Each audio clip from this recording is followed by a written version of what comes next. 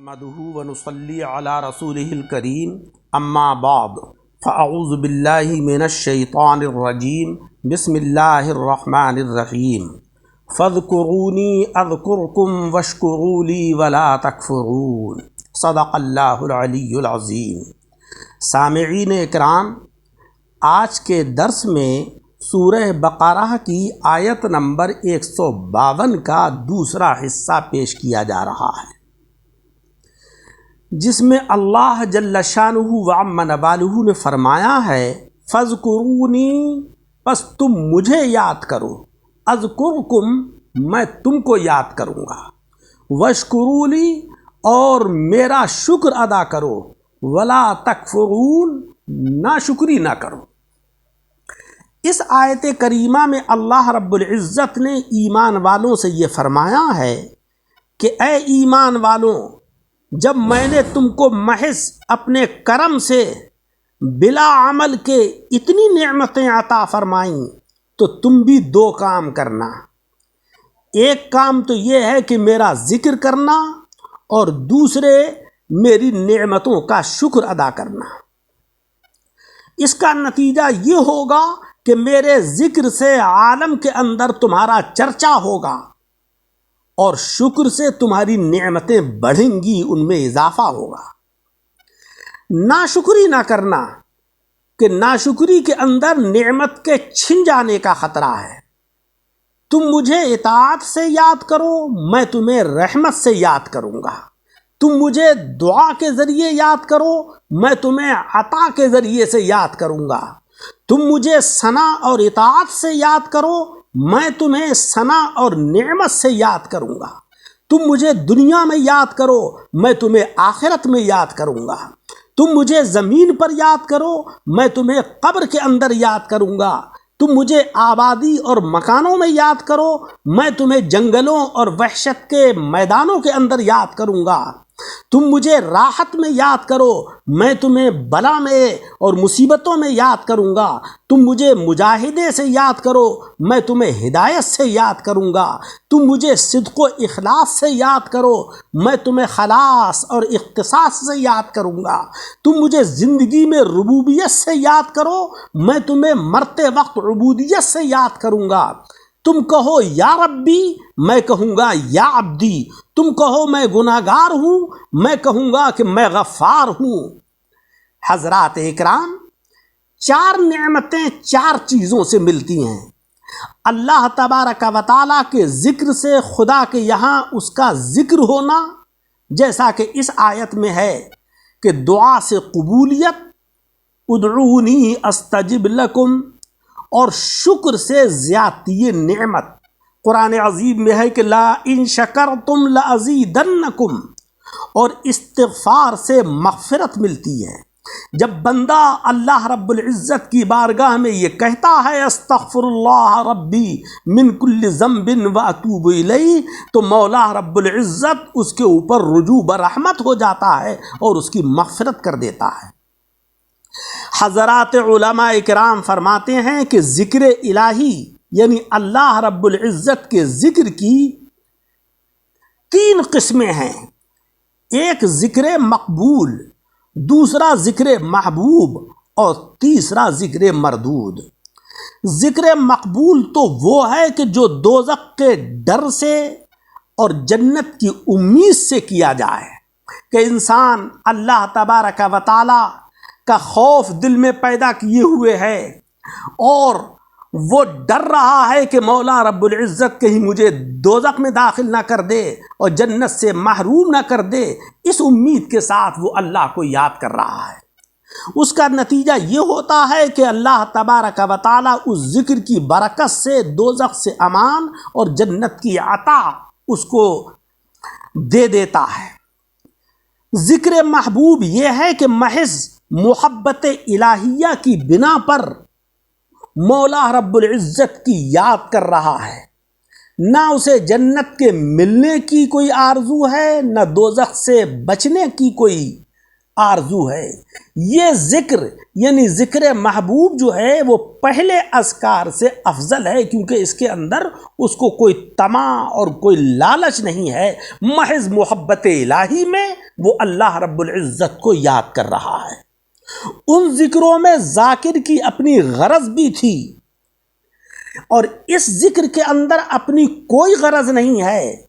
اس ذکر کا نتیجہ یہ ہے کہ بندہ اللہ رب العزت کا محبوب بن جاتا ہے۔ ایسے محبوب کے بارے میں اللہ تبارک و تعالی فرماتا ہے کہ میں اپنے اس ذاکر بندے کی آنکھ بن جاتا ہوں کہ جس سے وہ دیکھتا ہے، میں اس کے کان بن جاتا ہوں کہ جس سے وہ سنتا ہے، میں اس کے پاؤں بن جاتا ہوں کہ جس سے وہ چلتا ہے۔ بظاہر وہ ایک انسان نظر آتا ہے، مگر حقیقت میں اللہ تبارک و تعالیٰ کی قدرت کے مظاہر اس کی ذات سے ظاہر ہوتے ہیں۔ اسی کو مولانا روم رحمت اللہ علیہ نے فرمایا کہ گفتے اللہ بود گرچہ از حلقوم عبداللہ بود۔ ایسے انسان کی بات کو تم معمولی بات نہ سمجھو۔ بظاہر ایک انسان کی زبان سے کلام ظاہر ہوتا ہے، مگر حقیقت میں اللہ تبارک و تعالیٰ کی قدرت کا ظہور ہو رہا ہوتا ہے۔ ایک شعر میں کہتے ہیں کہ خاصان خدا خدا نہ باشد لیکن ز خدا جدا نہ باشد۔ ایسے لوگوں کو کہ جو اپنی زندگیوں کو ذکر محبوب کے اندر مشغول رکھتے ہیں، وہ اللہ کے ایسے مقرب بن جاتے ہیں کہ بظاہر تو وہ ایک انسان نظر آتے ہیں، لیکن وہ اللہ تبارک و تعالیٰ کے مقربین ہوتے ہیں، اس کی ذات سے جدا نہیں ہوتے ہیں۔ ان کے اعضاء میں خدائی طاقتیں آ جاتی ہیں اور بندے سے خدائی کام صادر ہونے لگتے ہیں۔ دیکھو حضرت مریم کا ہاتھ لگتے ہی سوکھا ہوا کھجور کا درخت فوراً ہرا ہو گیا اور اس کے اوپر پھل لگنے لگے اور فوراً وہ پک بھی گئے، جیسا کہ سورہ مریم کے اندر صراحتاً مذکور ہے۔ حضرت عیسیٰ علیہ السلام مردے کو زندہ ہو جانے کا حکم دیتے، وہ فوراً زندہ ہو جاتا تھا۔ آپ دیکھتے ہیں کہ سورج کے سامنے جب شیشہ آ جاتا ہے تو اس شیشے میں چمک اور شعاعیں گرمی وغیرہ ظاہر ہوتی ہیں۔ کوئلہ جب آگ سے متصل ہوتا ہے تو کوئلے کے اندر بھی وہ استعداد پیدا ہو جاتی ہے کہ وہ دوسرے کو جلا ڈالتا ہے۔ کھولتا ہوا پانی جسم پر پڑ جائے تو جسم کو پھاڑ دیتا ہے، لیکن شیشہ سورج کے سامنے آنے سے سورج نہیں بن جاتا ہے، پانی کھولتا ہوا آگ نہیں بن جاتا ہے، مگر یہ دونوں سورج اور آگ جیسے کام کرتے ہیں۔ اسی طریقے سے بندہ جو اللہ تبارک و تعالیٰ کی ہر لمحہ ہر ساعت یاد کرتا ہے، اس کی رضا اور خوشنودی حاصل کرنے کے لیے وہ خدا نہیں بن جاتا، بلکہ اللہ تبارک و تعالیٰ کی عظیم تجلی گاہ بن جاتا ہے۔ اس سے ایسے کام صادر ہونے لگتے ہیں کہ جیسا حدیث قدسی میں ہے کہ بندہ نوافل کے ذریعے مجھ سے قرب حاصل کر لیتا ہے تو میں اس کے ہاتھ پاؤں وغیرہ بن جاتا ہوں۔ بظاہر وہ چلتا پھرتا ایک انسان نظر آتا ہے، مگر اس کے اندر حقیقی قوت اللہ تبارک و تعالیٰ کی ہوتی ہے۔ غرض کہ اللہ کے ذکر کے اندر عجیب عجیب کرشمے ہیں۔ بعض کمزور بندے اس حالت میں ایسے فنا ہو جاتے ہیں اور وہ کہہ بیٹھتے ہیں انا الحق یا سبحانی ما اعظم شانی۔ اس حالت میں ان کا انا الحق کہنا ایسا ہی ہوتا ہے جیسے کہ طور کے اوپر جب حضرت موسیٰ علیہ السلام پہنچے تو درخت سے آواز آئی انی انا اللہ۔ مولانا فرماتے ہیں کہ چو روا باشد انا اللہ از درخت کہ روا نبوت کے گوید نیک بخت۔ حضرت منصور حلاج رحمت اللہ علیہ ذکر الہی میں ایسے مشغول ہوئے کہ وہ فنا فی اللہ ہو گئے اور کہنے لگے کہ انا الحق من نمی گویم انا الحق یار می گوید بگو چون نمی گویم مرا دلدار می گوید بگو۔ ارے میں خود انا الحق نہیں کہہ رہا ہوں، بلکہ مالک حقیقی جس کی یاد میں مشغول ہوں وہ مجھ سے کہہ رہا ہے کہ تو انا الحق کہہ دے۔ حضرات اکرام، اس آیت کریمہ سے ہمیں یہ معلوم ہوا کہ ہمیں کوئی بھی لمحہ ایسا نہیں گزارنا چاہیے کہ جس میں ہم اللہ تبارک و تعالیٰ کا ذکر نہ کریں۔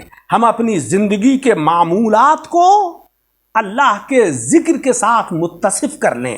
مثلا جب ہم کھانا شروع کریں تو بسم اللہ الرحمن الرحیم پڑھیں، جب کھانے سے فارغ ہوں تو الحمدللہ پڑھیں، جب مکان سے باہر نکلیں تو اللہ کی حمد و ثنا پڑھیں، بیت الخلاء کے اندر جائیں تو اللہم انی اعوذ بک من الخبث والخبائث پڑھیں، جب باہر آئیں تو الحمدللہ الذی ان العذاب عافانی پڑھیں۔ گویا کہ جو بھی اذکار، جو دعائیں ہمیں یاد ہیں وہ ہمیں اللہ تبارک و تعالیٰ کی بارگاہ میں کرنا چاہیے، تاکہ ہم بھی اللہ کا ذکر کر کے اللہ کے محبوبین کی فہرست میں شامل ہو جائیں۔ مولا رب العزت مجھے اور آپ سب حضرات کو عمل کی توفیق عطا فرمائے۔ درس کو سن کر اس کو شیئر کریں اور ہمارے یوٹیوب چینل کو لائک اور سبسکرائب کریں۔